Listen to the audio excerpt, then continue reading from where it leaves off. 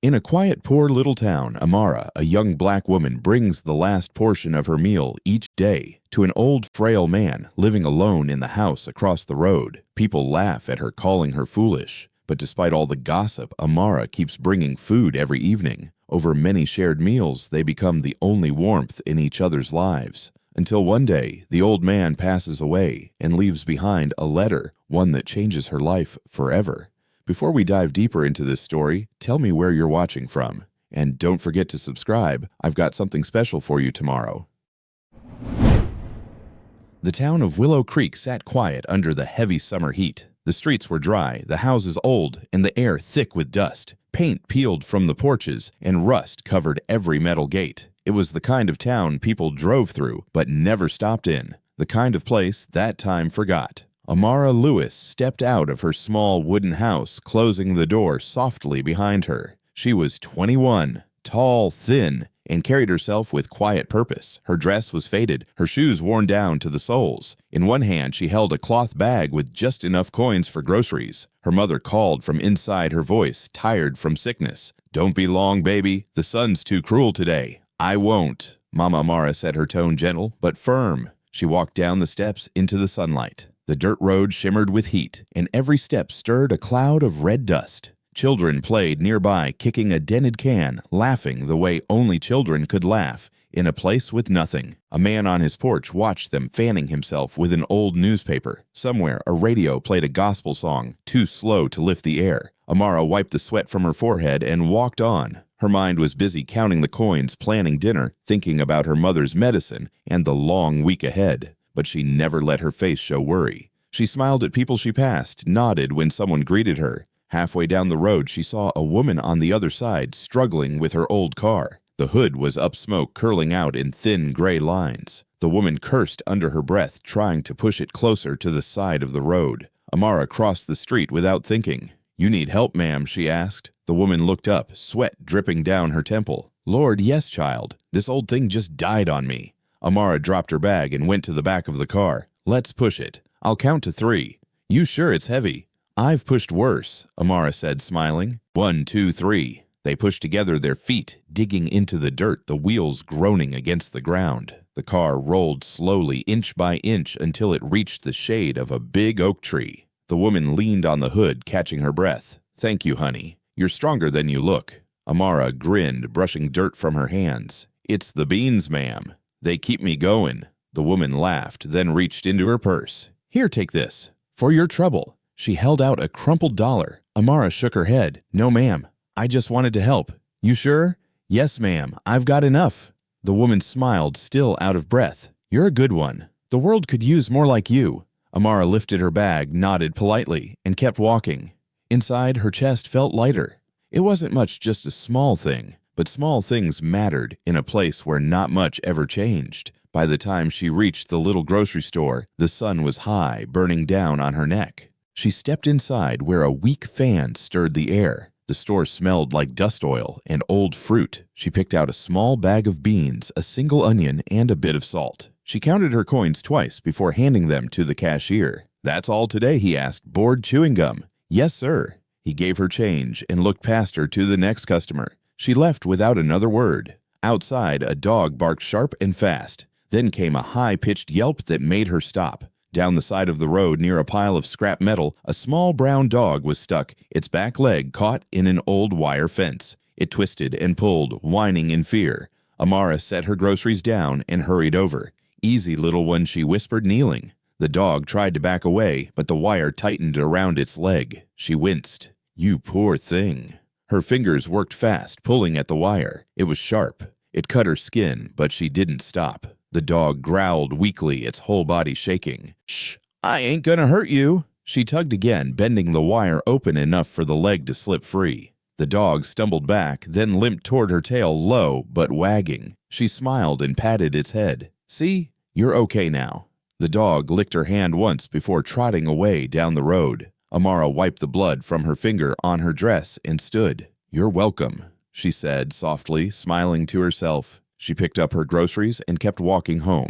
On the way back, a few people watched her from their porches. Some nodded politely, others whispered. In small towns, people noticed everything, especially kindness. They said she was too soft, too giving. "That girl'll never get ahead," one woman said once. "She gives everything away." Amara had heard it before, but she never answered. She didn't do good things for thanks or for pride. She did them because it felt right, and because her mother used to tell her, "Don't let this world harden you, baby. It already got too many hard people." As she reached her house, she stopped for a moment, wiping the sweat from her face. The sun was setting now, painting everything gold. The road glowed, and even the broken fences looked softer in the light. She looked around at her little town, the crooked houses, the people sitting quiet on porches, the smell of food drifting through the air, and for a second, she felt a strange peace. Her mother's voice called from inside. "You back, baby?" "Yes, ma'am," Amara said, stepping through the door. She set the bag on the counter. "Got the beans." Her mother smiled weakly from her chair by the window. "That'll do."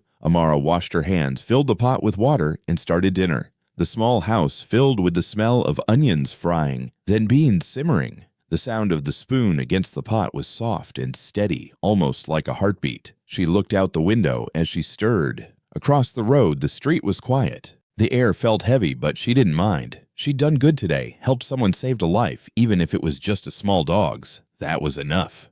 The next morning, the air in Willow Creek was heavy and gray, the kind of air that clung to skin and slowed time. Amara woke early before the sun had burned through the mist and stood at the window for a long while. Across the road, the world was still, the houses quiet, the road damp from a short dawn rain. She listened to her mother's breathing in the other room, shallow but steady, and to the faint rattle of her sister turning in sleep. For a moment, she almost let herself stay there, wrapped in the small safety of that silence. But something outside drew her eyes. There, across the street, on the sagging porch of the house that leaned hardest toward the earth, sat a man she had never really seen before. He was old, the kind of old that life carves into bone, his back bent, as if the years themselves had weight. His hands rested on his knees, the skin thin, and marked veins rising like cords. He wore a brown coat too big for him, patched at the elbows, buttoned wrong. His head was bowed, his face hidden beneath the rim of a faded cap. Beside him on the porch board sat a small tin bowl, scratched and dented empty. He wasn't moving. He wasn't doing anything at all. He was just there, still patient, like he had nowhere to be and no one waiting for him. Amara frowned. She had passed that house 1,000 times, but she had never noticed him. Maybe he had always been there, or maybe she had just never looked close enough. The house belonged to no one she knew. Most people in Willow Creek didn't talk about it. They said the old man kept to himself, that he didn't want visitors. She thought about turning away, about making breakfast, but something in her chest tightened, that same small pull she'd felt yesterday when she helped the woman with the car and freed the stray dog. It was that instinct again, that quiet voice that said, "Don't look away." Outside, the sky was warming to pale gold. She stepped out onto the porch and watched him for a moment longer. He shifted slightly, reaching for the bowl with slow, trembling hands, as if it were precious to him. Then he set it back down and leaned against the post, eyes closing, lips moving silently. It looked like he was praying. A sound broke her focus, a door opening next door. Mrs. Hill stepped out, tying her robe tight, her hair in curlers, a cigarette already between her fingers. She followed Amara's gaze, then scoffed. "Don't waste your eyes on that one," she said, her voice sharp from years of gossip. "That's Elijah Turner. Used to be a carpenter, built half the porches in this town long before your time. Now he's just a ghost sitting in the sun, waiting on death to take him." She exhaled smoke and shook her head. His own daughter left him, went off north somewhere rich. Ain't come back once. Amara turned to her. "What happened?" Mrs. Hill shrugged. "Life. The same thing that happens to all of us. Some get lucky. Some get left behind." She flicked her cigarette into the dust and went inside. Amara looked back at the man. Left behind. The words echoed. She thought of her father, then gone since she was 16. His hands always rough, always tired, always building something that never quite lasted. He had worked himself sick and still never made enough to keep the roof from leaking. But he had been kind. He had never turned away from anyone in need. Amara felt that same ache she always did when she remembered him, that mixture of pride and sorrow that never went away. She watched Elijah Turner for a long moment more. He didn't notice her. When he finally moved, it was only to shift his bowl closer, holding it against his chest like a shield. She wondered if he was hungry or just lonely. Maybe both. The rest of the morning went by slow.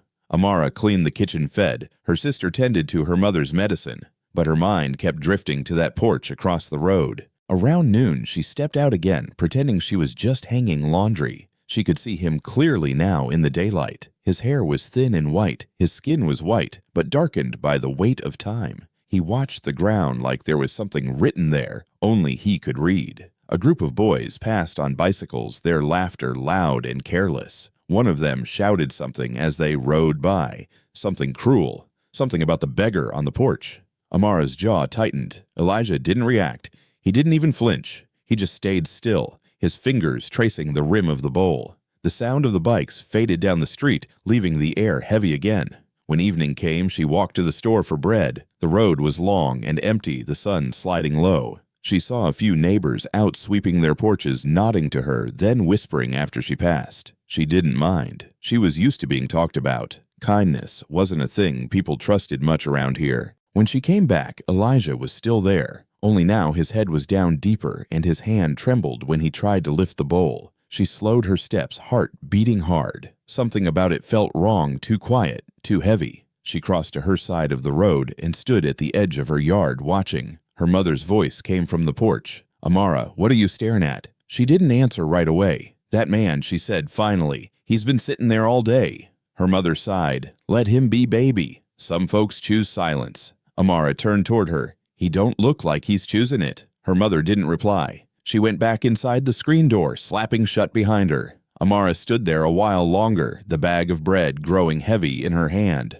Across the road, the old man's eyes opened for a moment. They met hers just for a second. There was no anger in them, no shame, just a tired kind of knowing. He nodded once polite, like a man who still remembered his manners, even when the world forgot him. Amara nodded back almost without meaning to, then turned and walked up her steps. Inside, she couldn't shake the image. When she sat down to eat, her spoon paused halfway to her mouth. Her sister was laughing about something on the radio, her mother humming softly, but Amara's mind was far away. She pictured those trembling hands, that dented bowl, and the way his shoulders seemed to fold inward, like he was trying to make himself small enough to disappear. She went to the window and looked out again. The sun was gone now, the sky a bruised purple. He was still there. She could barely see him in the fading light, just the shape of his shoulders and the glint of the bowl. He hadn't eaten. He hadn't moved. She whispered to herself, "What kind of life leaves a man like that?" Her mother spoke from behind her, soft but firm. "The same kind that makes girls like you want to fix it." Amara turned surprised. Her mother was smiling faintly, eyes tired but knowing. "You can't carry every broken soul, baby," she said. "You'll break first." Amara didn't argue, but her heart wouldn't let the thought go. Later that night, when the house was quiet and the crickets had taken over the silence, she sat by the window again. The moonlight was thin, painting silver lines across the floor. Through the glass, she could see the old man still on his porch, his head bowed, his bowl beside him. Something deep inside her stirred a mix of sadness, curiosity, and something softer, something she couldn't name yet. Maybe it was pity. Maybe it was recognition, because she knew what it felt like to be forgotten, to feel the world move on without you. She knew what it was like to want to believe someone still saw you.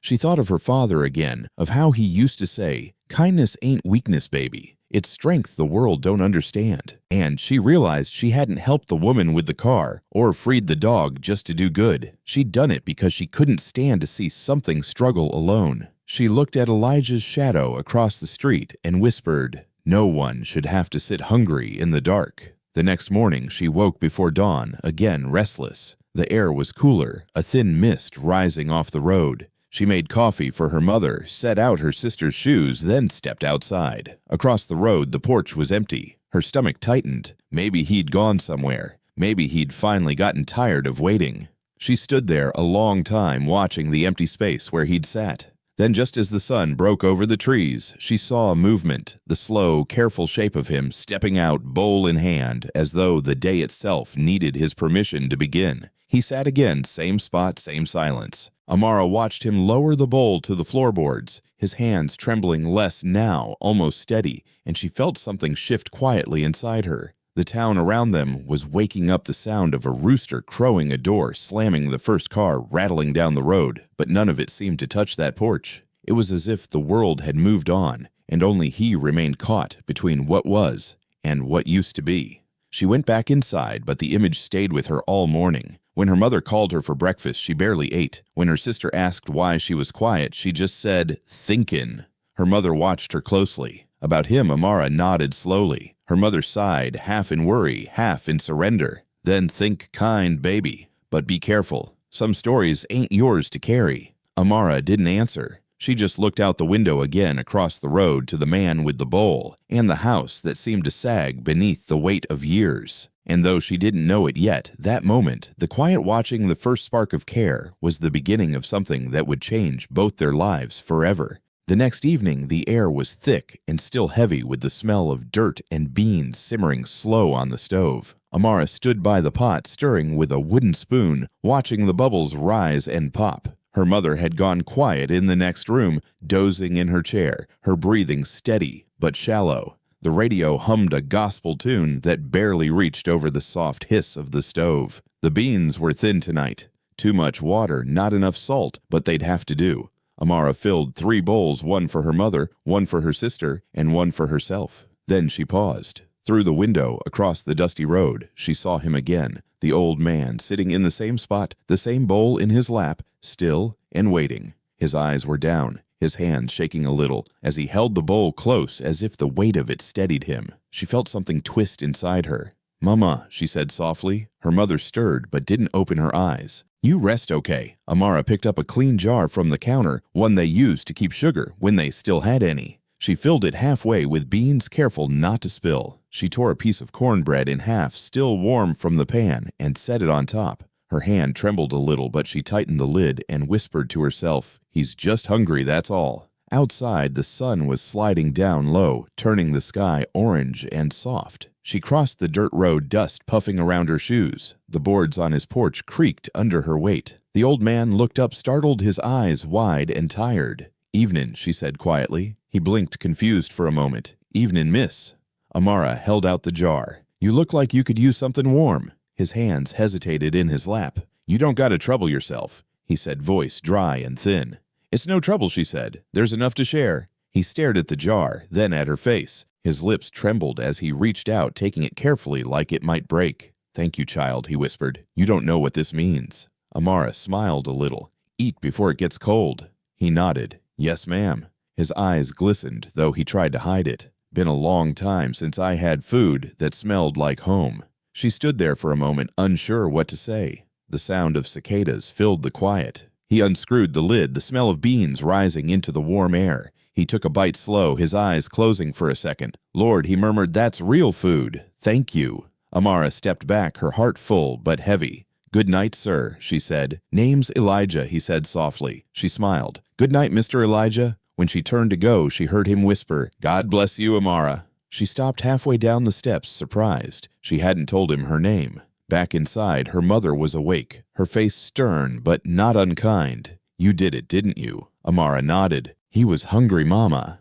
Her mother sighed. "So are we most nights." Amara sat down across from her. "We'll be fine." Her mother's eyes softened. "That man's been out there for years. Nobody helps him. You think you can fix that in one night?" Amara looked down at her hands. "Not fix it. Just make it hurt less." Her mother shook her head, half in worry, half in wonder.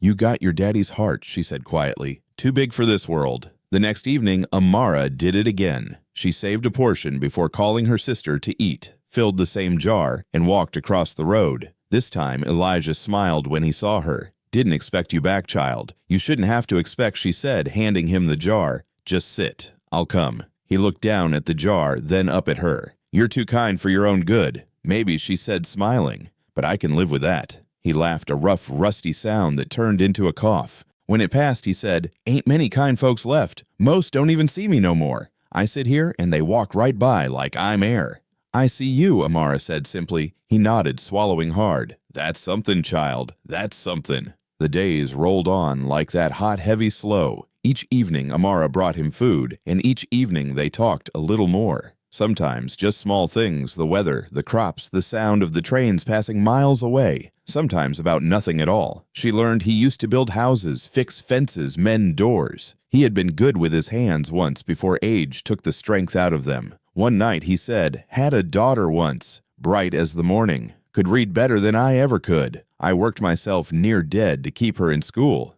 His eyes drifted toward the horizon. She left for the city, got a good job, a nice car, new friends. Said she'd come back for me when she made it. Never did. Amara stayed quiet, her chest aching. He gave a small, broken laugh. "Guess she got too busy remembering what she didn't have and forgot what she did." Amara said softly, "I'm sorry." He waved a hand, shaking his head. "Don't be. I raised her to want more. Can't be mad she found it." He looked down at the bowl, his voice dropping. "Just didn't think more meant less of me." The crickets sang. The night air thickened with the smell of earth and smoke. Amara didn't know what to say. She wanted to tell him that maybe his daughter still thought about him. Maybe she still loved him in her own way. But the words felt small next to his silence. So she just sat on the porch rail, her hands clasped together, and let the quiet do what words couldn't. A few neighbors saw her there that night and whispered the next day at the store. "That Lewis girl's gone soft," one woman said, dropping tomatoes into a paper bag, "feeding that old beggar like he's family." Another woman laughed. "Foolish, if you ask me. Ain't nothing good come from pity." Amara heard them but didn't respond. She just paid for her flour and left. The sun burned hot on her neck as she walked home, but she felt no shame. Some people gave what they had. She gave what she could. That evening she brought cornbread again. Elijah looked stronger already, his eyes clearer. "You sure you ain't missing out yourself, child?" he asked. Amara shrugged. "We always make it stretch." He smiled faintly. "You got a good soul girl, the kind that still believes this world can be kind back." "Maybe one day," she said. He chuckled. "Don't hold your breath." Still, when she left that night, his voice followed her down the steps. "You remind me of something I used to believe," he said quietly. She turned. "What's that?" He smiled, tired but warm. "That kindness ain't never wasted." Amara's throat tightened. "I'll see you tomorrow, Mr. Elijah." "Tomorrow, child," he said. When she got home, her mother was waiting again. "Folks talking," she said. "Say you spend your evenings feeding ghosts." Amara smiled faintly. "Then let 'em talk. Ghosts get hungry too." Her mother laughed despite herself. "You're something else, Amara Lewis." That night, Amara lay awake long after everyone had gone to bed. The moonlight cut through the cracks in the curtain, drawing pale lines across her blanket. She thought about Elijah's hands, about how they shook when he held the jar, about the way he said thank you like it was a prayer. She thought about his daughter somewhere far away, not knowing her father sat every night waiting for a voice that never came. Amara turned over, pressing her face into the pillow, whispering into the dark, "Nobody should be that alone." Across the road, Elijah Turner sat in the glow of the moon, the empty bowl beside him. For the first time in years, he wasn't thinking about hunger. He was thinking about the girl across the street, the one who smiled like hope still lived somewhere in this world. Word spread fast in Willow Creek. It always did. By the end of the week, everyone knew that Amara Lewis had been feeding the old man across the road. They didn't know his name, and most didn't care to.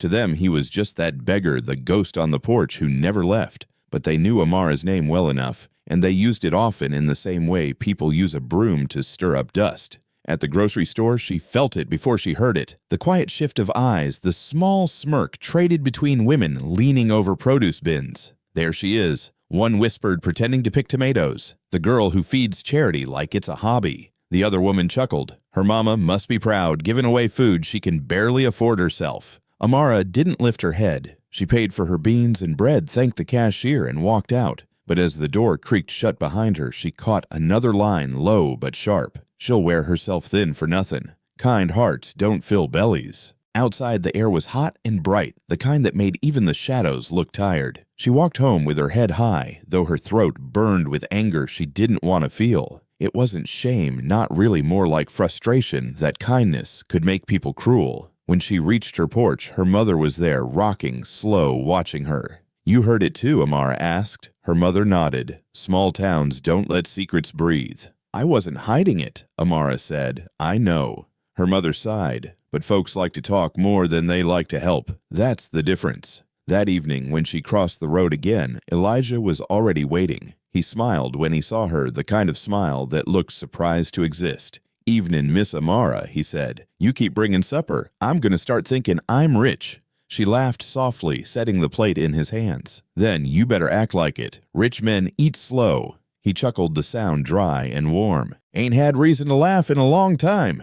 Guess you brought that back too." He took a bite, and they sat in easy silence for a while. Across the road, two men leaned on a fence, fixing a wagon wheel that hadn't needed fixing all week. "Look at that one," said under his breath. "The girl's back again." The other smirked. "Reckon she thinks she's some kind of saint." Their voices carried on the still air, just loud enough to sting. Elijah's jaw tightened, but he didn't look their way. Amara kept her eyes on the bowl. "Ignore them," she said softly. "They don't know better." Elijah's spoon paused midair. "They don't need to. Words don't change hunger." He gave a faint smile, though it trembled at the edges. "Still, thank you for defending an old fool." "You're not a fool," she said. "You're just tired." He nodded. "That's the truth." When she left that night, her fists were clenched so tight her nails dug into her palms. The whispers followed her home, bleeding heart, too soft, wasting her youth on a beggar. She sat at her kitchen table, silent. Her mother set a cup of water in front of her. "You can't fight gossip with anger, baby. It feeds off it." "Then what do I do? Keep doing what's right," her mother said. "Let time speak for you." The next day, Amara walked through town with her head higher. She smiled at everyone who whispered. At the store, she greeted the same women who'd mocked her before. "Good morning," she said, her voice steady. They blinked, caught off guard, then mumbled something back. When she stepped outside, the heat hit her like a wall, but inside her chest, something lighter stirred. Maybe her mother was right. Maybe silence wasn't weakness. Maybe it was strength disguised. That evening, she brought stew instead of beans. Elijah's eyes widened at the sight of it. "Now that looks like a feast." "Don't get used to it," she said. "Meat's a once-a-month miracle." He chuckled. "Then I'll savor it." As he ate, she sat on the porch rail, swinging her legs. "They talk about you, you know," he said suddenly. "The folks in town." "I know." "Does it bother you?" She looked at him for a long moment. "Used to. Not anymore. You're stronger than you look." "You say that a lot," she teased. He smiled. "'Cause it's true a lot." A light breeze passed, carrying the smell of rain and wood smoke. The sky was turning pink behind the trees. Elijah set the bowl down and wiped his hands on his coat. "When I was younger, I used to think people would remember me for what I built. Houses, porches, fences, you name it. I made it. But memory's a strange thing. Folks forget faster than wood rots." Amara leaned forward, resting her chin on her knees. "Maybe you built something else and just don't know it yet." "Like what? Like faith," she said. "Or hope. Those don't rot easy." He laughed again, shaking his head. "You talk like someone twice your age." "And you act like someone half yours," she shot back, smiling. From across the street, the same men from before called out again. "Hey, Turner, you begging for company now?" One of them laughed loud and sharp. Elijah froze. His shoulders tensed. His hand tightened on the spoon. Amara stood up. "That's enough," she shouted across the road. The men grinned. "We're just talking," one said, mock innocent. "Ain't no law against talking." "Maybe not," she said, "but there's a law against being cruel." Her voice shook, but her eyes didn't. The men exchanged a look, then turned back to their wagon. Elijah watched her quietly. "You didn't have to do that." "Yes, I did. They'll just talk more." "Then let 'em." He gave a small, proud nod. "Your daddy would have liked you." She looked at him sharply. "How would you know?" He smiled faintly. "Because I know good men. Takes one to raise a girl that brave." She didn't speak after that, afraid her voice might break.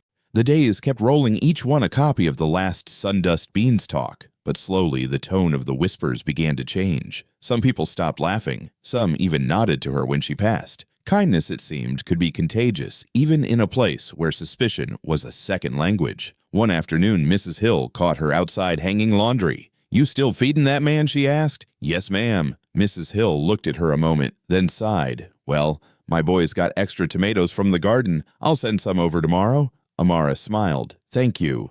The woman sniffed. "Don't thank me. I just don't like seeing people starve, not even the old ones." She turned and walked off before Amara could say more, but the small crack in her voice told enough.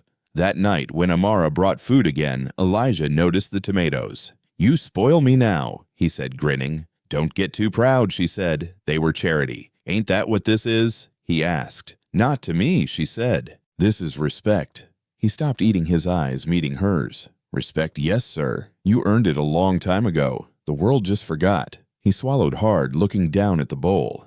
"You talk like someone who still believes in people, don't you?" she asked. He shook his head. "Belief's a young man's game. I've seen too much." "Then maybe you need someone to remind you." They sat in silence after that, the kind that felt easy, not heavy. The night sounds of Willow Creek surrounded them, the soft buzz of insects, the hum of faraway engines, the sigh of wind through pine trees. When he finished, he said quietly, "You shouldn't let their words get to you. They don't anymore. Good, because words are lighter than air. Let 'em float away." She smiled. "I'll remember that." When she rose to leave, he said, "Amara." "Yes, if anyone asks why you keep feeding me, tell 'em it's 'cause you got sense enough to see a man still worth feeding." She laughed softly. "Yes, sir. And thank you, child, for not letting me disappear." That night, when she returned home, her mother was on the porch waiting. "You standing taller these days," she said. "Guess kindness'll do that to a person." Amara sat beside her, resting her head on her shoulder. "Maybe it just helps me forget the rest." "Don't forget too much," her mother said, stroking her hair. "The world still bites." Amara smiled. "I got thick skin." Her mother laughed, the sound deep and proud. "That you do." Across the road, Elijah turned down the lamp on his porch and looked toward their house. He could see their shadows through the curtains, two women sitting close, the shape of something like peace between them. He whispered into the dark, "Lord, thank you for the kind ones." And for the first time in years, he slept without dreaming of hunger. Summer deepened over Willow Creek, and the days began to melt together, thick and slow as syrup. The cicadas screamed through the afternoons, the air shimmered above the asphalt, and the dust on the roads turned to powder under every passing step. Amara had grown used to the rhythm of her evenings, cooking quietly, setting aside a small share, then crossing the road to Elijah's porch with the same jar clutched in her hands. It wasn't charity anymore. It had become something else, something steadier, like a promise. Neither of them spoke, but both understood. That evening, she found him sitting in his usual place, his eyes half closed, a faint smile on his face.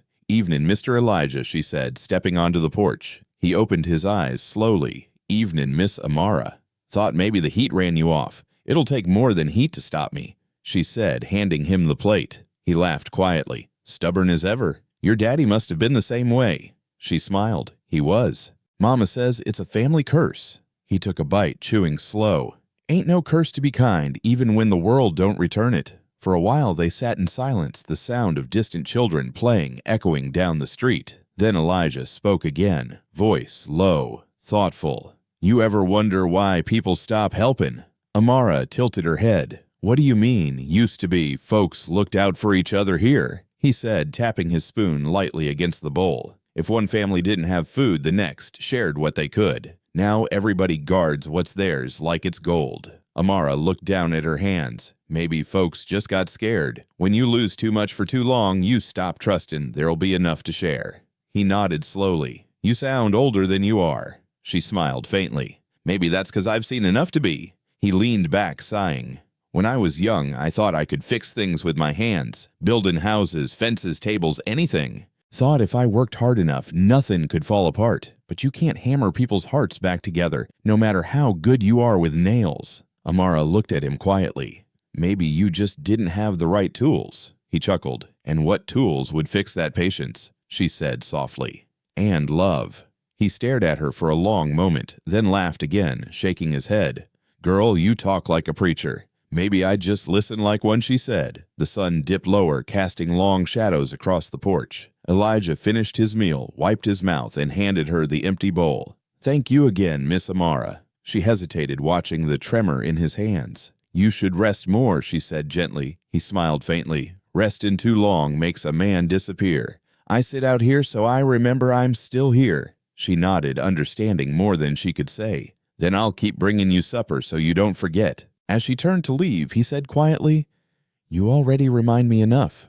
The next few days passed quietly, though the whispers never stopped. People still talked when she passed, their curiosity mixing with judgment. At the post office, she overheard one man say, "That Lewis girl's feeding that beggar again, probably thinking it'll get her in the papers or something." The clerk chuckled. "If she's lucky, maybe heaven'll print it first." Amara ignored them. She'd learned that people who spoke loudest usually carried the emptiest hearts, but the words still scraped somewhere deep inside. That night, when she brought Elijah his food, she asked suddenly, Do you ever get tired of being seen like you ain't worth nothing? Elijah blinked, startled. Where's that come from? People talk, she said, folding her arms. About you.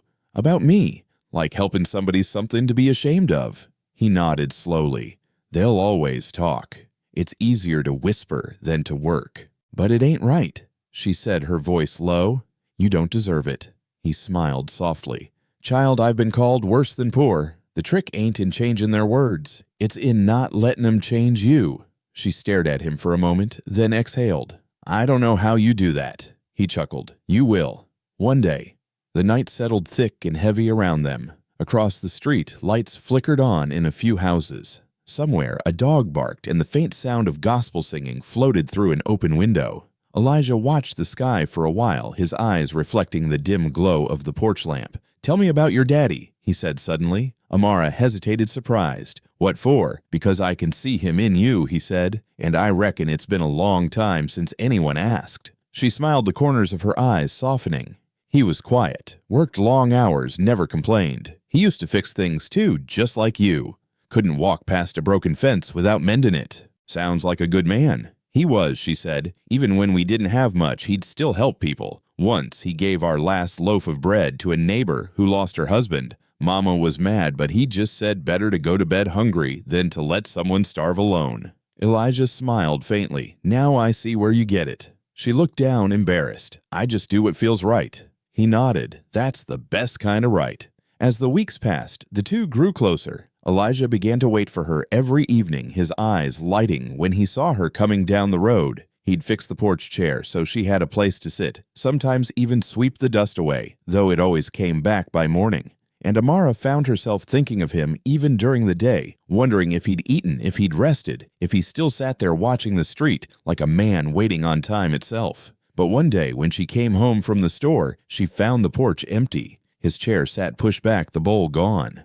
Her stomach sank. She crossed the road, her steps quick. Mr. Elijah, she called. No answer. The air was thick with heat, the kind that made sound heavy. She knocked on the door, but it swung open easily. The house was quiet inside, dim, and smelled of dust and wood rot. Mr. Elijah. From the back room came a weak voice. I'm here, child. She followed the sound, her heart pounding. He was sitting on the floor beside his bed, his face pale, his breathing shallow. Lord, you scared me, she said, kneeling beside him. What happened? He tried to smile. Guess I stood up too fast. Ain't what I used to be. She helped him up, her hands under his arms. You shouldn't be alone like this, she said, guiding him back to the bed. He sank onto the mattress, groaning softly. Don't got much choice, do I? Amara looked around the small room.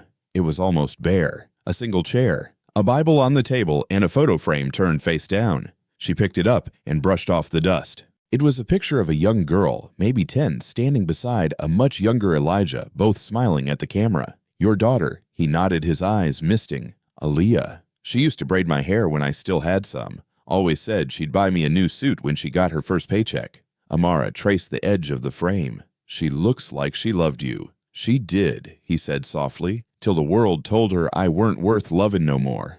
Amara felt a lump rise in her throat. You can't believe that. He smiled weakly. Doesn't matter what I believe. She gone now. She set the picture back and turned to him. You ain't got anyone else. He shook his head. Just you seems like. Something in her chest broke a little at that. Then you got me for real, she said firmly. He looked at her for a long time, his eyes glistening. You remind me of her sometimes, the way you don't give up on people. Amara forced a smile. Then I'll take that as a compliment. He laughed softly, though it ended in a cough. She stayed until he fell asleep, then quietly straightened the room, folded the blanket at the foot of his bed, and whispered, You're not alone anymore. When she stepped outside, the sun was setting behind the trees, painting the town in amber light. Across the road, her mother stood on their porch watching. Amara crossed back her feet, slow, her thoughts heavy. You were in there a while, her mother said. He fell. I helped him up. Her mother nodded. He's lucky you came by. Amara looked back at the house, at the man who'd spent years forgotten in plain sight. Maybe luck's not the right word, she said softly. Maybe it's just time somebody remembered him. Her mother touched her shoulder. Just don't lose yourself remembering everyone else. Amara smiled faintly. Maybe that's exactly how I'll find myself. That night she couldn't sleep. The image of Elijah sitting alone in that dark room wouldn't leave her. She lay awake, listening to the crickets, the creak of the house, her sister's soft breathing in the next room. She thought about how kindness could feel like a blessing and a burden at the same time, how loving people meant carrying their pain too. But she didn't regret it, not one bit. Outside, the moon rose high and silver, and across the road a single porch light flickered on. It glowed faintly through the window of Elijah Turner's house, a small, steady light in the middle of a quiet town that had learned to look away. And though Amara didn't know it yet, that light would be the start of something neither of them could have imagined. The following week began with thunder. Rain came hard over Willow Creek, washing dust from the roads and hammering the roofs that had been thirsty for years. The whole town smelled of wet wood and earth. Amara stood at her window, watching the storm. Her apron still tied her hands, wet from washing dishes. Across the road, Elijah's porch was empty. The chair he always sat in rocked gently in the wind. Worry crawled up her spine. She dried her hands on her skirt and grabbed her coat. "You going out in that?" her mother called from the kitchen. "He's alone," Amara said simply. "He's got a roof." Her mother replied, but Amara was already at the door. She ran through the rain, her shoes sinking in mud, the cold soaking through her sleeves. When she reached the porch, she found the door open a crack, wind blowing it against the wall with a hollow thud. "Mr. Elijah," she shouted. No answer. She pushed the door open and stepped inside. The air smelled of damp wood and faint smoke from the old stove. "Mr. Elijah, it's Amara," she called again. A faint voice came from the back. "In here, child." She hurried down the short hall. He was sitting by the window, a blanket around his shoulders, his face pale but calm. Water had leaked through the roof, pooling near his feet. "Lord, you're going to catch your death," she said, rushing over. He smiled faintly. "If death wants me, it knows where I sit." She grabbed an old pot from the counter and set it under the leak, her jaw tight. "You shouldn't joke like that." He looked at her eyes, soft. "Then I won't." "You need a new roof," she said, scanning the ceiling. "Or at least a bucket bigger than that." He chuckled, weak but amused. "You planning to fix it yourself?" "If I could, I would," she said. He leaned back, studying her face. "You remind me of Aaliyah when she was little. Always telling me what I needed to do, always thinking she could fix the world if I just let her." Amara smiled faintly. "Maybe she learned that from you." His eyes drifted toward the window. "Maybe." He coughed once, covering his mouth. The sound was rough, deep, and it lingered. "You're sick," she said quietly. "Old," he corrected. "Old and paying for the years I worked too hard and ate too little." She bit her lip, unsure what to say. The storm outside roared louder thunder, shaking the house. Lightning flashed, and for a second, his face looked like a portrait carved in light, tired, proud, unbroken. "Why do you always sit out there?" she asked suddenly. "Even when it's hot, even when it's cold. What are you waiting for?" He looked at her for a long moment, the corners of his mouth turning in a sad smile. "Her," he said simply. "My girl." Amara's chest tightened. "Aaliyah," he nodded. "When she left, she said she'd come back one day. Said she'd bring me to the city, show me the tall buildings, take me to one of them fancy restaurants where they serve food on plates you can't pronounce. Every day, I sat there thinking maybe that was the day she'd drive up the road. After a while, the days turned into years. Still, I sit. Some things you don't stop waiting for." Amara's voice was barely a whisper. "You think she'll come?" He smiled faintly. "Don't know, but it feels wrong to stop believing." The storm eased, turning to steady rain. Amara stayed for a while longer, tidying the room, patching a towel under the leak, heating soup on the stove. Elijah dozed his head against the wall. She watched him quietly, wondering how someone who had given so much could be left with so little. When she finally stood to leave, he stirred. "You got a soft heart, girl," he murmured. "Guess I do." He smiled. "Don't ever let the world take that from you. It'll try, but don't let it." "I won't," she promised. She stepped back into the rain, closing the door behind her. The road was quiet now, the puddles reflecting the gray sky. She ran home, her shoes squelching in the mud. Her mother was waiting by the window. "You soaked to the bone," she scolded, wrapping her in a towel. "He's fine." Amara nodded. "He's tired, but he's fine." Her mother shook her head. "That man's lucky to have you." Amara smiled faintly. "He don't see it that way." "Maybe he don't need to," her mother said. "Maybe it's enough that you do." The next morning, the air was clear again, the world washed clean. Elijah's porch glistened in the sunlight, water dripping from the roof. Amara crossed over with breakfast biscuits, beans, and coffee. He was already outside, bundled in his coat, a blanket over his lap. "Morning, Mr. Elijah," she said. "Morning, Miss Amara. You survived the flood, I see." She smiled, handing him the tray. "Barely. I swear that rain tried to drown me." He chuckled, his voice lighter than before. "You always bring more light with you than the sun does." She blushed, looking down. "Don't say things like that. Why not? Truth don't hurt." He ate slowly, sipping his coffee. "You know," he said after a while, "you're the only one who's stepped through that door in near 10 years. Amara's brow furrowed. "Not one person, not even a neighbor." He shook his head. "Folks don't visit Ghost Child. They might wave from the street, maybe drop a letter when taxes come due, but no one sits. No one asks how you're doing, not until you're gone, and then they say they always meant to." Amara's throat tightened. "Well, I'm here now." He nodded slowly. "Yes, you are." From across the street, Mrs. Hill called out, "Amara." "Your mama needs help with the sheets." Amara turned. "Be right there." She faced Elijah again. "I'll come back this evening, all right." He smiled. "I'll be waiting same as always." That night she returned with stew and cornbread. The air was warm and full of crickets. The two men from down the road were sitting on the fence again, pretending to fix the same wagon. "Would you look at that one?" said loud enough for her to hear. "That girl's at it again. Must be looking for something in return." Elijah glanced at her, but she kept walking chin high. She set the food down, her hands shaking a little. "I don't care what they say," she said softly. "I know," he replied, "but I do." She frowned. "Why?" "Because they don't see you right. They don't see me right either. To them, I'm just a story to tell when they're bored. And to you—" He paused, his voice catching. "To you, I'm still a man." Amara looked at him, her eyes warm. "That's all you ever been." He nodded, the corner of his mouth lifting. "Then maybe that's enough." They sat together until the stars came out, the night air cooling around them. Elijah told her stories about his youth, about the houses he built, the fields he'd worked, the nights he'd danced barefoot in the dirt with Aaliyah when she was small. His laugh was soft, full of memory and loss tangled together. At one point he said quietly, "You ever think some people are sent to remind others what love looks like?"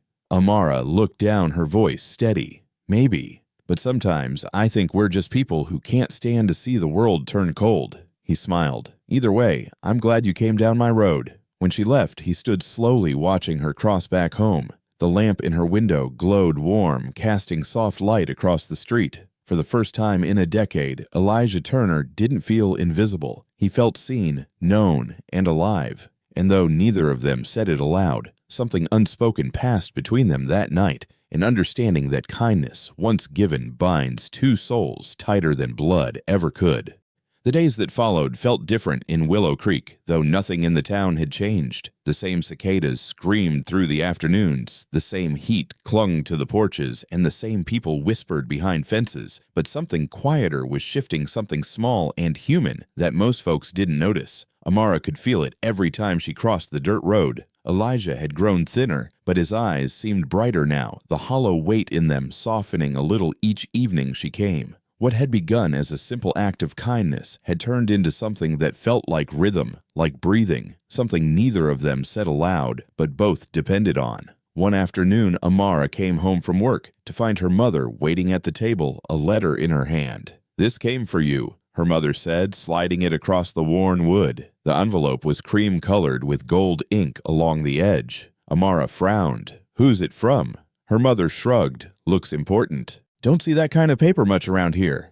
Amara tore it open carefully, her eyes scanning the lines. It was from a community group in the next town over an invitation to apply for a nursing program she'd forgotten she'd written to months ago. She read the words twice before it sank in. Accepted, tuition covered, the chance to leave Willow Creek. Her mother smiled, proud but quiet. "That's something, baby. That's your way out." Amara set the paper down, her heart pounding. For years, she'd dreamed of doing something bigger than this town, of helping people, of making her father proud, but now the thought made her stomach twist. "It's far, Mama," she said softly, "almost 2 hours from here." "Far ain't bad," her mother said. "Far just means forward." Amara nodded, but her thoughts weren't on the letter anymore. They were across the road on a sagging porch and a man who waited for her every evening, like the setting sun. That night, she carried supper over later than usual. Elijah looked up as soon as she appeared, his face lighting like a lamp. "Thought maybe you forgot me," he said. "I could never,"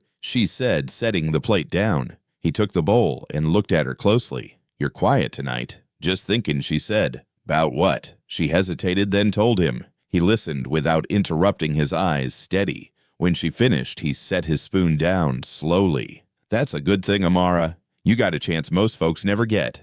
She looked at him. "I can't leave you, Mr. Elijah." He chuckled softly. "You can and you should." "No," she said, shaking her head. "You don't understand. You're alone here." He smiled faintly. "I've been alone a long time. You didn't cause that, and you can't cure it by staying." She swallowed hard, her throat tight. "I don't want to go if it means leaving you like this." He leaned forward, his voice gentle but firm. "Child, listen. You done more for me than anyone in this town. You gave me back my dignity, my hope. But this," he gestured to the space between them, "this was never meant to keep you here. It was meant to help you find your way." Her eyes burned. "I ain't ready to say goodbye." He smiled, tired but warm. "Then don't. Just promise me you'll go when it's time." The porch fell quiet. The air buzzed with insects, and the sky dimmed into gold. She wanted to argue, to tell him she couldn't, but something in his voice told her not to. He'd made peace with being left before. Maybe this time he just wanted it to mean something. The next morning, Amara couldn't sit still. She folded clothes, refolded them, read the letter again, then set it aside. Her mother watched her from the chair. "You're wrestling with something," she said. Amara sighed. "I don't want to hurt him. Baby kindness ain't measured by how long you stay. It's by what you leave behind." Amara looked out the window. Elijah's porch was empty. The chair still rocked slightly from the morning breeze. "What if what I leave behind disappears when I do?" Her mother smiled faintly. "Then maybe it wasn't meant to last forever, just long enough to change something." That evening, she crossed the road again. Elijah was already waiting, a folded newspaper in his hand. "You look troubled," he said, studying her face. "I've been thinking about what you said," she admitted. "About going." He nodded. "And I'm scared." He smiled. "Good. Fear just means you care. If you weren't scared, it wouldn't matter enough." She sat beside him, the boards creaking under their weight. "What if I go and nothing changes?" He laughed softly. "You already changed something. Me." Her lips trembled, and she looked down at her hands. "You always know what to say." He leaned back, closing his eyes. "That's age talking, not wisdom. When you live long enough, you learn which words matter." A moment passed before she whispered, "I'll write you every week." He chuckled. "You'll have better things to do than write to an old man. I'll do it anyway. Then I'll be waiting on the mailman," he said, smiling. The night deepened around them, the sounds of the town fading into a soft hum. When she stood to leave, he said her name, his voice softer than usual. "Amara." She turned. "You remind me of something I lost a long time ago. Not just kindness, faith. In people. In God, maybe. You gave me that back. Don't ever think what you did here was small." Her throat closed and she whispered, "I'll never forget you." He nodded once. "And I'll never stop thanking you." She went home that night and sat by the window for hours, staring at his porch light glowing across the road. Her mother came in quietly and placed a hand on her shoulder. "When do you leave next month?" "That's soon." Amara nodded. "Feels too soon." Her mother squeezed her shoulder. "The right things always do." The following days passed like falling leaves, slow but certain. Amara kept helping Elijah, cooking, cleaning, listening to his stories. But something unspoken hung between them, now a knowledge that time was running short. One afternoon she found him coughing hard, struggling to catch his breath. She ran inside, helped him sit up, rubbed his back until the fit eased. "You need a doctor," she said, panic edging her voice. He waved a hand. "Ain't no doctor gonna change what's coming. I'm just wearing down is all." Tears welled in her eyes. "Don't say that." He smiled weakly. "Don't cry for me, child. I done my living. You just make sure you do yours." She held his hand, her voice breaking. "I don't want to lose you."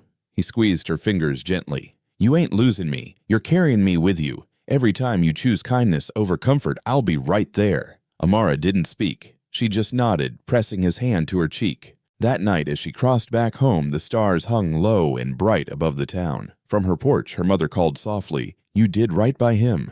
Amara looked back across the road at the faint glow of Elijah's window and whispered, "He did right by me too."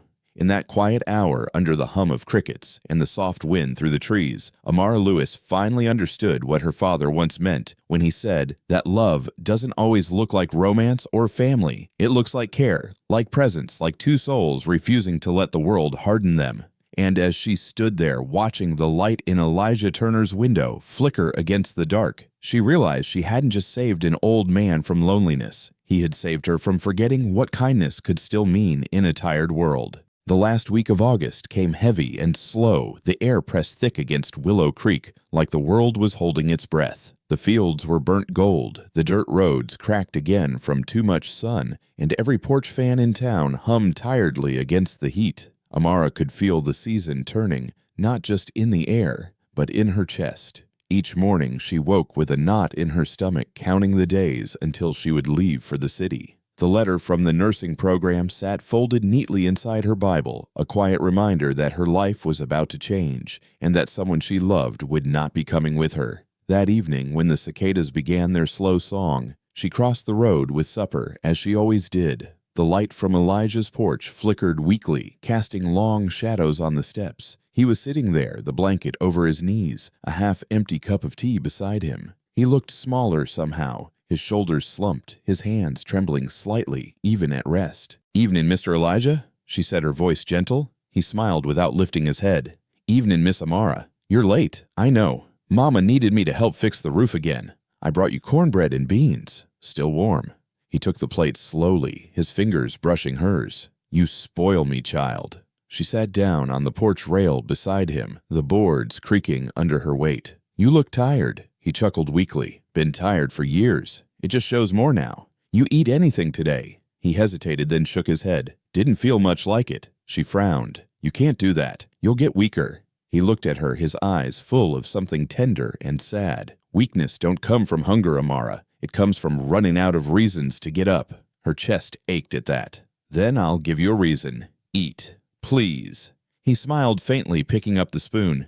"You sure you weren't born to boss old men around? Maybe that's my gift," she said, trying to keep her voice light. He took a few bites, slow and careful. The silence between them felt heavier than usual, broken only by the hum of the night. She watched him for a while, the way his hands shook slightly, the way his breath caught every few seconds. "You got that letter packed?" he asked suddenly. She blinked. "What letter? The one that's going to take you out of this town?" Her throat tightened. "I ain't packed nothing yet." He smiled, his voice low and warm. "You're waiting for permission that don't need given." She looked down at her hands. "I just don't feel right leaving you here." He set the bowl down, turning his head toward her. "Amara, you listen to me. Life don't wait for guilt to pass. It just moves, and if you don't move with it, it'll leave you sitting still till you fade like old paint." Tears filled her eyes before she could stop them. "I don't want to move on if it means losing you." He smiled softly. "You ain't losing me. I told you that before. I'll still be here sitting on this porch, same as I've always been. And when you make it out there, when you start helping people, I'll know I had a small part in that. That's enough for me." She looked at him, her lips trembling.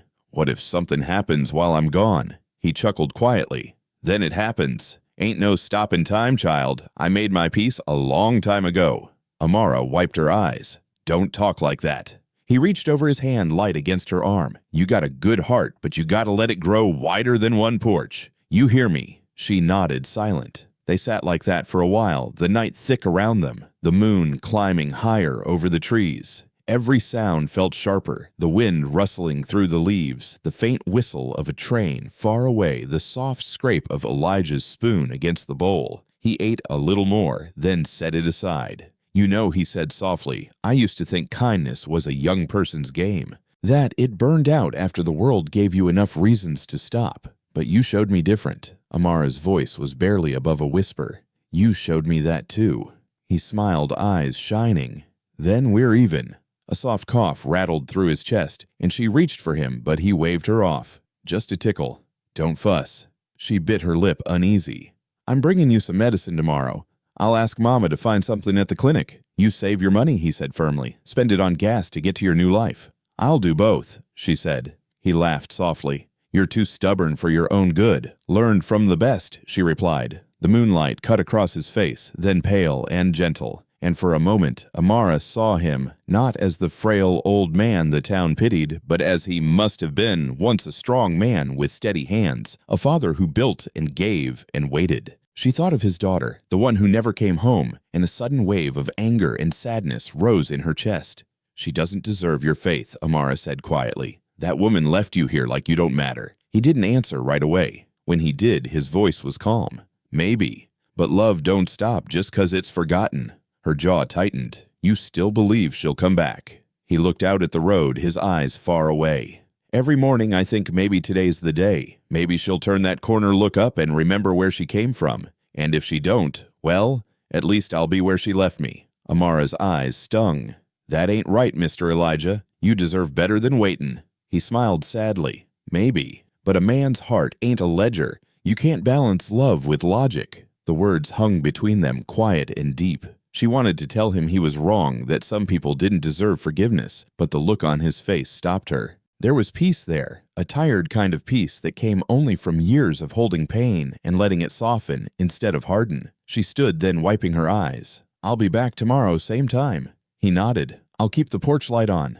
She hesitated before stepping off the porch. "Mr. Elijah, yes, child. Thank you for teaching me what it means to stay good in a hard world." He smiled, his voice rough with emotion. "Don't thank me, Amara. You just reminded me what I already knew."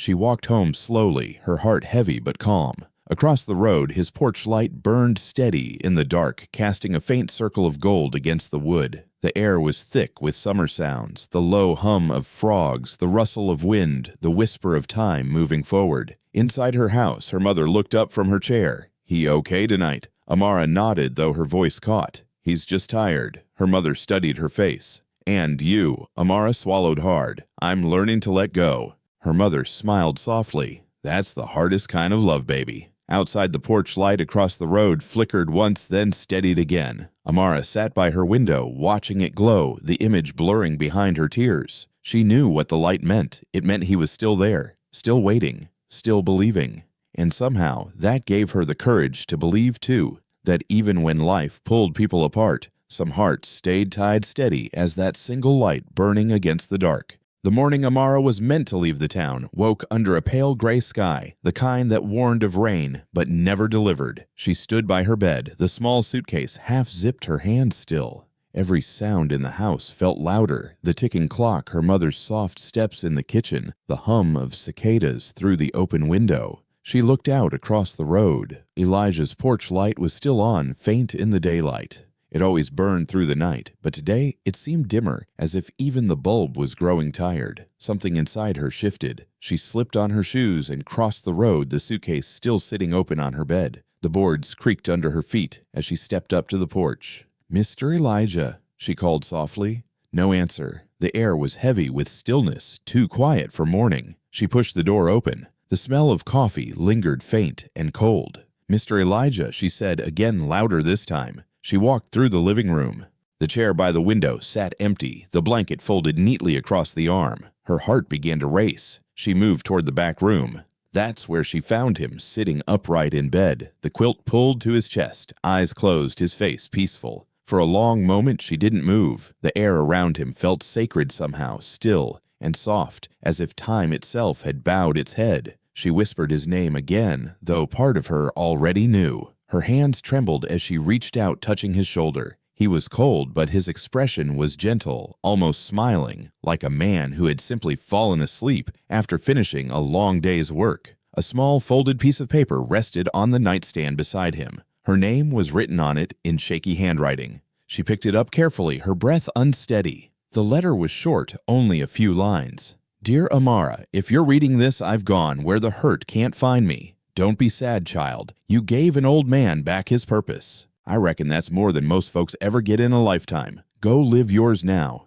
And when you see the sun break after a long rain, think of me sitting on that porch waiting just a little while longer. Love, Elijah." Her throat closed. She pressed the letter to her chest, a sound catching in her lungs that wasn't quite a sob and wasn't quite a breath. Her legs gave way, and she sank to the floor beside the bed. The room smelled faintly of cedar and soap, the faint hum of the world outside pushing against the silence inside. For a long time she sat there, tears running freely, her shoulders shaking. Eventually she stood. She straightened his quilt, wiped her face with the back of her hand, and whispered, "I'll miss you." Then she turned toward the window. The light outside had grown softer, breaking gently through the gray clouds. She took one last look at him, then quietly closed the door behind her. The news spread fast. By afternoon, the town was gathered near his porch. Some brought flowers, some stood with hands in pockets, murmuring half-guilty condolences. "He was a good man," someone said. "Didn't deserve to go alone," said another. Amara stood on the porch steps, her face pale, holding the letter tight. When the preacher came, he asked gently, "You were close to him, weren't you?" She nodded, her voice quiet. "He was my friend." The preacher sighed. "You gave him comfort, child. That's a blessing." She looked out at the small crowd, the faces that had once whispered about Elijah's begging, now lined with shame and curiosity. "He didn't want pity," she said. "He just wanted to be seen." The words silenced them.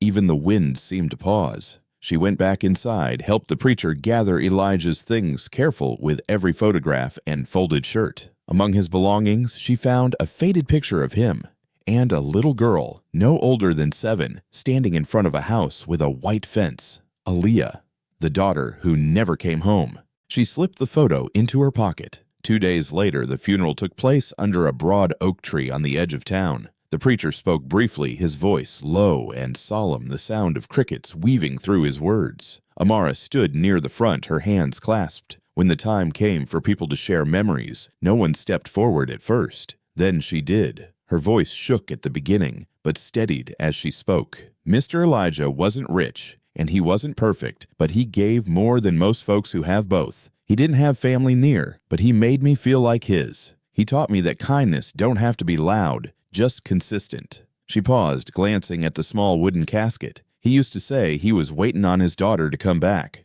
I think now he's gone to find her himself, and maybe, just maybe, he's finally home. The preacher nodded, his eyes wet. Amen to that. When the service ended, people lingered. Some placed flowers, others touched her shoulder softly before walking away. Amara stayed until the crowd thinned, until only she and her mother remained. "It's time to go, baby," her mother said gently. "In a minute." She crouched beside the grave, her fingers tracing his name carved into the wood marker. "I'll see you again," she whispered. That evening, she sat on his porch one last time. The air was still, the sun dipping behind the trees. The chair he'd always sat in faced the same road, the same horizon. She ran her hand over the armrest, feeling the grooves his fingers had worn into the wood. "You said not to be sad," she murmured. "But I am." The words came out cracked, carried by the wind. "I wish I had more time. I wish I could have said goodbye." Her mother's voice called from across the road, gentle but firm. "The bus leaves soon." Amara stood slowly, the light fading around her. She looked back at the porch, at the empty chair, the dim lamp glowing faintly beside it. Then she whispered goodbye, Mr. Elijah, and turned toward home. The bus stop was quiet when they arrived. A few people waited in the fading daylight, their bags beside them. The driver nodded as Amara climbed aboard, her small suitcase in hand. Her mother hugged her tight, her voice soft. "You carry his heart with you, you hear." Amara nodded, her eyes glistening. "I will." The bus rumbled to life. As it pulled away, she looked out the window. The road wound past Elijah's house, the porch light now glowing steady against the dusk. She smiled through her tears, imagining him sitting there, nodding like he always did when she left for the night. For a moment, it almost felt real, the world holding its breath again, waiting just like he used to. Hours later, the bus rolled into the city. The skyline rose tall and bright, the lights glittering like 1,000 tiny stars. Amara pressed her forehead to the glass, her reflection ghosted over the view. She thought of Elijah's words. Life don't wait for guilt to pass. He had been right. She was here now, in motion, carrying him forward. When the bus stopped, she stepped down onto the wet pavement. The air smelled of rain and car exhaust and beginnings. She looked up at the towers, then down at her reflection in a puddle. Tired eyes, steady heart. She smiled faintly. "I made it," she whispered. "I made it, Mr. Elijah." The next morning, as she unpacked in her small dorm room, she unfolded the letter again, smoothing its wrinkles. The ink had faded slightly, but the words still shone clear. She pinned it above her bed beside the photograph of him and his daughter. Each morning after that, she read the letter before heading to class. Each night, she left a small lamp on by the window, its light glowing against the dark city skyline. It wasn't much, but it was her way of keeping the porch light burning, her promise that she would never forget the man who had taught her that kindness was its own kind of home. And every now and then, when rain swept across the city and sunlight broke through, after she'd pause, close her eyes, and whisper with a small, knowing smile, "You can rest now, Mr. Elijah. I'm still carrying you." Years passed quietly, folding one into another like pages of a book Amara never meant to finish. The city became her home in ways she never expected, loud, unrelenting, and full of faces that never looked twice. She finished nursing school, started working long hours at the county hospital, and learned the rhythm of a life that didn't wait for her to catch up. But no matter how far she went, there were moments when she'd hear a voice in her head, soft, patient, familiar, reminding her to slow down, to notice, to care. "You got a good heart, child. Don't let the world take that from you." Elijah's words stayed with her like a heartbeat she could never silence, even if she wanted to. One evening, after a 14-hour shift, she was leaving the hospital when she saw a woman sitting alone on the sidewalk near the entrance. Her clothes were soaked, her hair tangled, a half-empty paper cup beside her. People walked by without looking. The woman's eyes were blank, but searching the way Elijah's had been that first day he stood at her gate. Amara hesitated, then crouched beside her. "Ma'am, are you all right?" she asked softly. The woman blinked, confused. "Haven't eaten in 2 days," she whispered. Amara looked at the paper bag she was holding, her untouched dinner. She handed it to the woman without thinking. "Here," she said. "It's not much, but it's warm." The woman stared at her for a long moment before taking it. "You don't know me?" she murmured. "Why are you kind?" Amara smiled faintly. "Because someone was kind to me first." When Amara walked away, she felt the same quiet peace she used to feel leaving Elijah's porch, that small certainty that she'd done something right, even if no one else saw it. It wasn't until later that night, sitting by her apartment window, that she noticed the rain starting again, steady, soft, rhythmic. She turned on the lamp by her window, the same one she always kept lit when it stormed, and whispered, "It's still shining, Mr. Elijah. I hope you see it." Years moved on. Amara became head nurse, respected by her colleagues, known for her calm under pressure and her fierce compassion. She rarely spoke of her past, but the people around her could feel it, the weight and grace of someone who had carried sorrow and turned it into purpose. Then one spring afternoon, a young woman came into the hospital lobby, asking for her. She was in her late 20s, neatly dressed, holding a folder close to her chest. "Are you Nurse Lewis?" she asked. "I am," Amara replied. The woman hesitated before speaking. "My name's Aaliyah Turner." Amara froze. The sound of that name struck through her like lightning. "Turner," she echoed softly. "Yes," the woman said. I was Elijah Turner's daughter." For a moment, the noise of the hospital faded, the beeping monitors, the echoing footsteps, everything. Amara stared at her, her breath caught. You came back," she whispered. Aaliyah nodded slowly, her eyes full of guilt. "Too late. I know that now." They stepped into the quiet of Amara's small office, the hum of fluorescent lights above them. Aaliyah sat clutching the folder like it was holding her together. "I didn't know," she said. "Not until a few months ago. I was in the city when he died. I saw something about his funeral online. I wanted to go, but I couldn't. I thought maybe I didn't deserve to." Amara's throat tightened. "He waited for you every day." Aaliyah's voice cracked. "I know. God, I know. I thought I'd have time. I kept telling myself I'd come back when life settled down, when I made something of myself. Then one day, I woke up and he was gone." She swallowed hard. "I've spent every day since wishing I'd come home sooner." Amara looked at her, seeing the resemblance, the shape of her eyes, the curve of her jaw, the same softness Elijah carried even in his frailty. "He never stopped believing you would," she said quietly. Tears spilled down Aaliyah's cheeks. "I don't know why. I don't deserve that kind of love." Amara shook her head. "He didn't love you because you deserved it. He loved you because you were his." Aaliyah pressed a hand to her mouth, sobbing quietly. After a moment, she opened the folder and pulled out a small envelope. This was found in his things. "It's addressed to you." Amara stared at the familiar handwriting on the paper, trembling as she took it. She hadn't expected another letter. Her name curved across the front in that same shaky script. She unfolded it carefully. "Dear Amara, I hope by the time you read this you've found peace in your new world. If by some grace my girl comes home, tell her she was never too late in my heart. Tell her I forgave her long before she asked. And tell her you are the reason I remembered how to love without regret. Don't let sorrow make you small child. Keep giving even when it costs you. It'll come back around in ways you can't imagine. Elijah." Her hands trembled as she read. The words blurred with tears, but she could still hear his voice, in each line steady, kind, sure. She passed the letter to Aaliyah. The younger woman read it slowly, tears falling silently. "He forgave me," she whispered. Amara nodded, her voice low. "He never stopped." Aaliyah covered her face, crying softly. "I don't know how to live with that kind of mercy." "You don't have to earn it," Amara said. "You just carry it forward." They sat in silence for a while, the kind that didn't need filling. When Aaliyah finally stood, she said quietly, I've been working on something in his name, a community shelter near where he used to live. I want people like him to have somewhere to go, somewhere warm. Amara's eyes widened. That's beautiful. I was hoping you'd help, Aaliyah said. You knew him better at the end than I did. You understood him.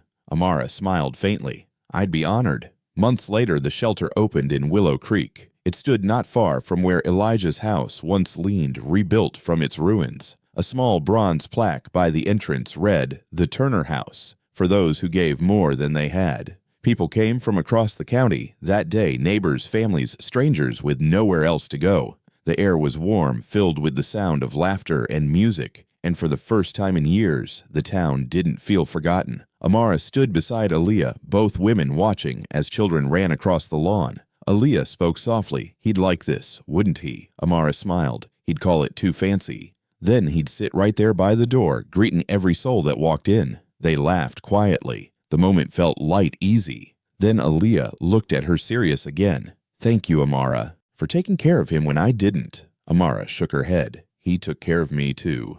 The sun dipped low over the horizon, the sky streaked with orange and pink. A gentle breeze passed through, stirring the leaves, and for a moment, Amara thought she heard his voice in it, a faint hum, a whisper of contentment. She closed her eyes, smiling through her tears. That evening, when the crowd had gone and the town grew quiet again, Amara stood alone by the steps of the shelter. The porch light flickered on automatically, casting a warm circle of glow across the yard. She reached out and touched the railing, the metal cool beneath her fingers. You got your light back, Mr. Elijah, she whispered, and it ain't never going out. She stayed there until the stars appeared, until the night wrapped itself around the little town in soft silence. Somewhere in the distance, a train whistle blew long and low, like a sigh carried through the years. Amara turned to leave her heart full, but steady, the echo of his voice still clear inside her kindness. Don't die.